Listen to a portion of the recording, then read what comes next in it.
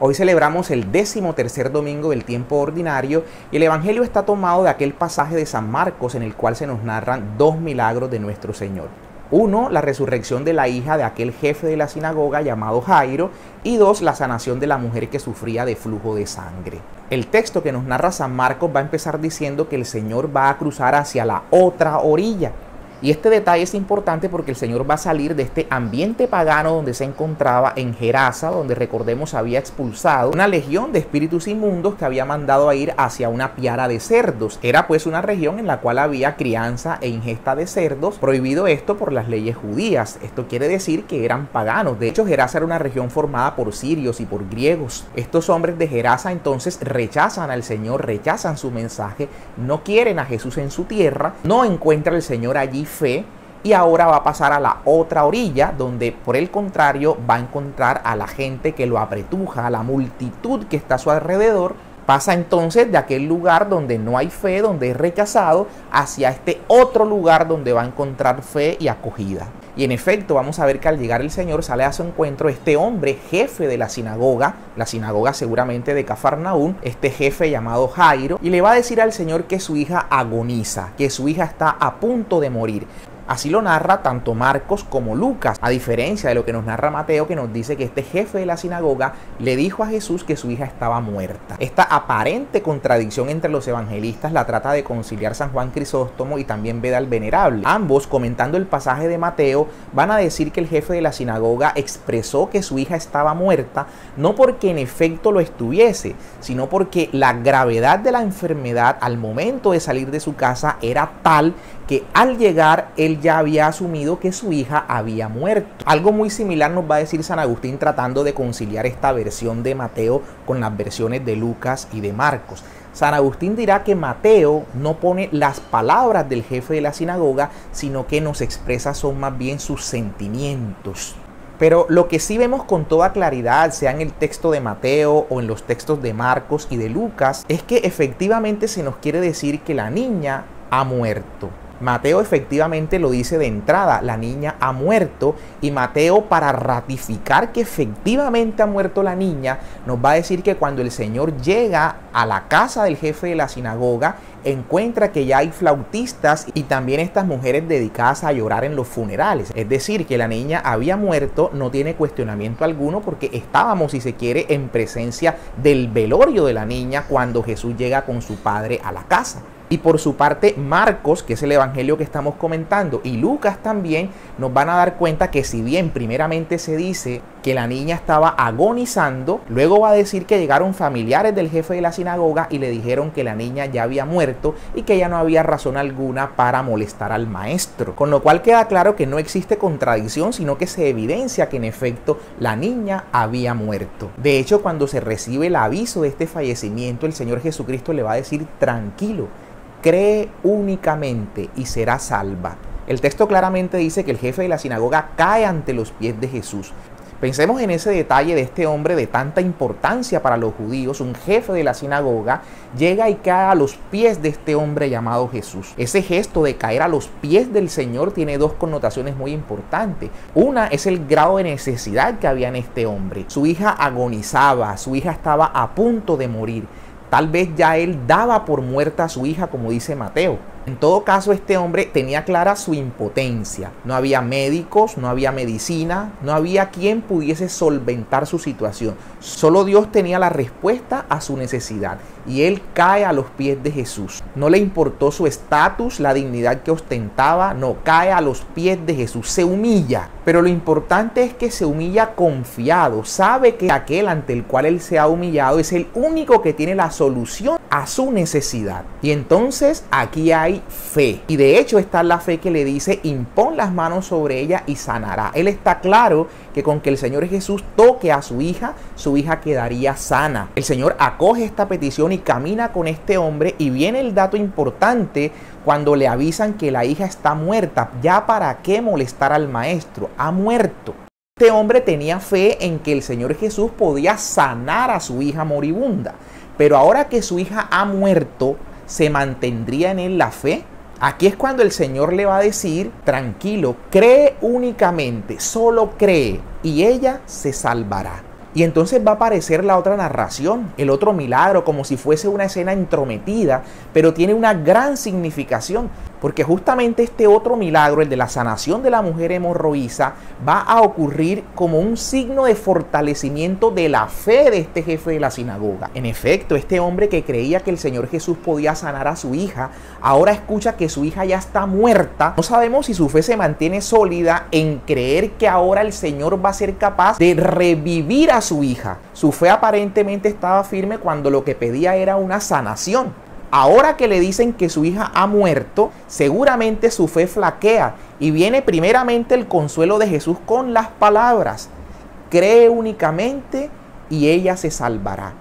Pero es tanta la misericordia de Jesús que no solamente lo anima de palabra, sino que ahora realiza un milagro portentoso también que pudo permanecer oculto, porque de hecho ocurre en el silencio. Y sin embargo, el Señor lo hace público.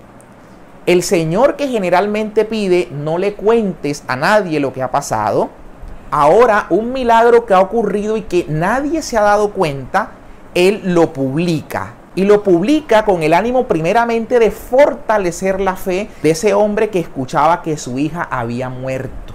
En efecto, vemos que la mujer que sufría de flujo de sangre se acerca a Jesús, pero convencida que con solo tocar la borda del manto de Jesús, ella sanaría. De esta mujer se nos dicen por lo menos 3 cosas. La primera, que sufría de este flujo de sangre por más de 12 años. Sufrir de flujo de sangre es estar incursa en una situación de impureza legal, es estar por fuera de la comunidad. En el libro del Levítico vemos que toda mujer, no solo durante su menstruación, sino siempre que tenga flujo de sangre, ha de ser declarada impura. Y debe proceder tan pronto cese ese flujo con las abluciones correspondientes y el sacrificio correspondiente para volver a su estado de pureza y volver a ser admitida en la comunidad. Y para la ley judía, todo cuanto esta mujer tocara igual quedaba contaminado, igual quedaba impuro. Donde la mujer se acostase, donde la mujer estuviese sentada, todo lo que ella tocara quedaba impuro. ¿Cómo puede esta mujer entonces atreverse a tocar la orla del manto de Jesús cuando seguramente lo iba a contaminar de acuerdo a la mentalidad y a la ley judía? Pues la santidad de Dios no se contamina. Por el contrario, la santidad de Dios purifica. ¿Cómo es que esta mujer, viviendo 12 años bajo ese estigma de que todo cuanto ella tocara quedaba impuro, pensase ahora que tocando el borde del manto de ese hombre que está viendo caminar, con solo tocar el borde, ella quedaría limpia, ella quedaría sana? Pues se necesita para eso una fe gigante, una fe muy grande. Y así pues esta mujer, tocando el borde del manto, queda sana. Así lo creía ella y así efectivamente ocurrió. Fijémonos que los evangelistas quieren poner el énfasis en que estábamos ante un verdadero milagro, enfatizando en el tiempo de la enfermedad, 12 años, y haciendo alusión a que esta mujer iba de mal en peor, que había gastado su fortuna, su dinero, todo cuanto tenía, tratando de buscar un alivio a su enfermedad, y por el contrario iba de mal en peor. Con esto se enfatiza en que no había solución humana y que en solo este momento o acto de fe se logró lo que en ella no pudo tener lugar durante todo ese tiempo que padecía esta enfermedad. Recordemos también que para la ley judía la sangre es signo de vitalidad, de vida, la vida como tal. A esta mujer con el flujo de sangre quiere significar que su vida se estaba yendo, que su vida se estaba perdiendo y que el Señor Jesús restableció su vida, la vida de esta mujer. Hay quienes ven personificados en esta mujer al mismo pueblo de Israel. Por eso los 12 años del padecimiento, como si fuesen las 12 tribus de Israel.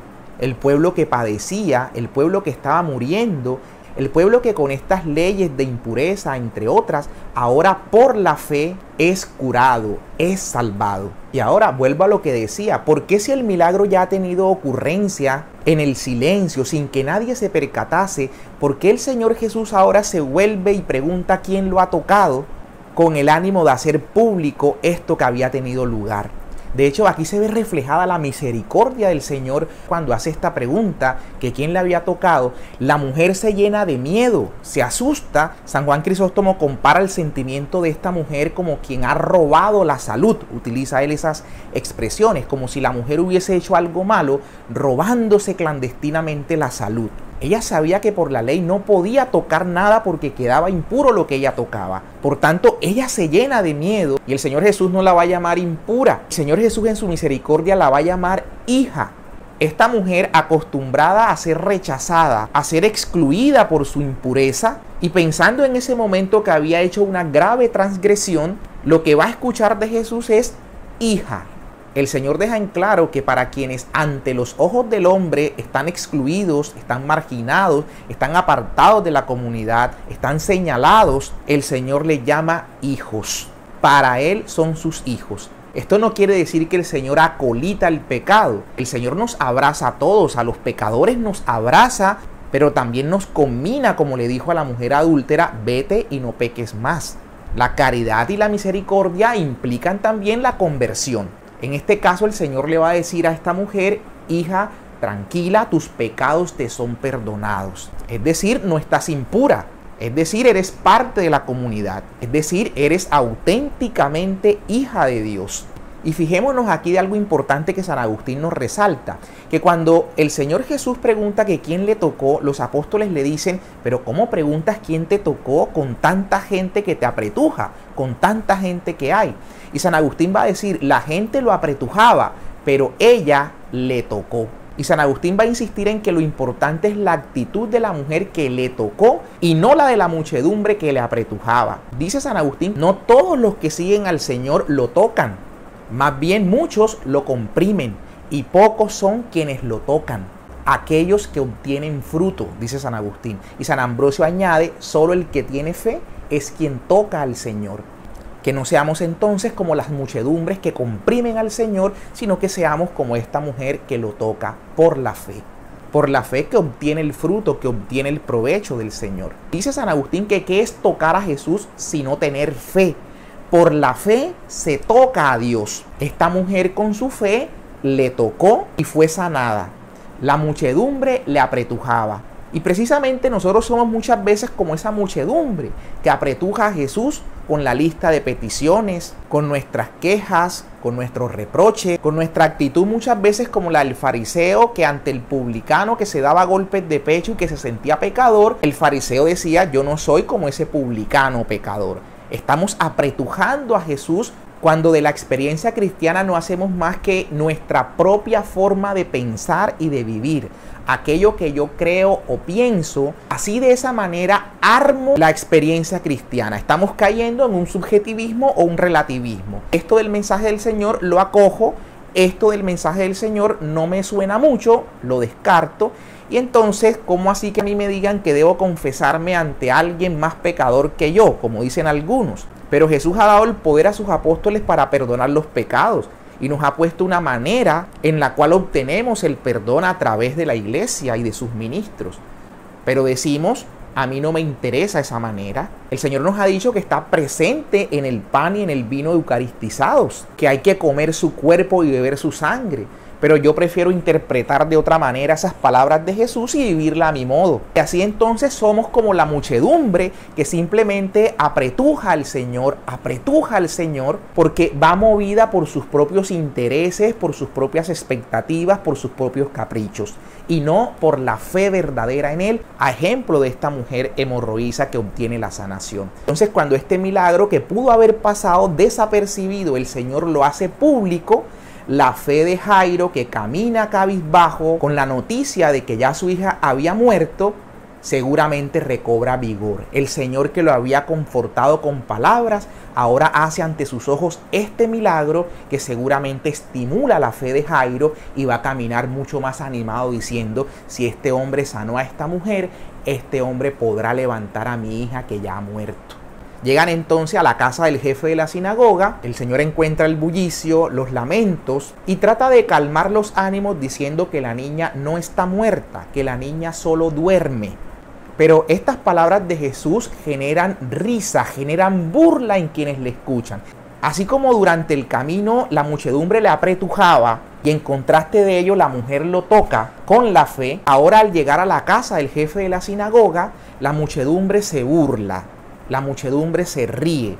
Y generalmente, como el mismo San Pablo lo dice en la carta a los Corintios, las cosas que son del Espíritu, el que no cree las trata de necedad. Seguramente estos hombres, a sabiendas que la niña estaba muerta, oyendo a Jesús que dice que duerme, lo tratan de necio, se burlan de él. Por tanto, Jesús va a decir que todos se retiren de allí, que todos salgan. Y solamente presencian el milagro 3 de sus discípulos, Pedro, Juan y su hermano Santiago. E igualmente, por supuesto, los padres de la niña. Y también, como decíamos que la mujer hemorroísa prefiguraba al pueblo de Israel, también esta niña de 12 años precisamente, como las 12 tribus de Israel, es una figura del pueblo que el Señor viene a despertar. Cuando luego de decirle a la niña Talita cumi, a ti te digo niña, levántate, es la misma palabra que se utiliza para describir la resurrección de Jesús. El Señor viene a levantarnos, el Señor viene a darnos la verdadera vida. Que no vivamos como la muchedumbre que apretujaba al Señor, sino que a ejemplo de la mujer hemorroísa y de Jairo, postrados a los pies del Señor, nuestra fe sea capaz de tocarle y que Él con su santidad nos limpie. Un feliz domingo para todos.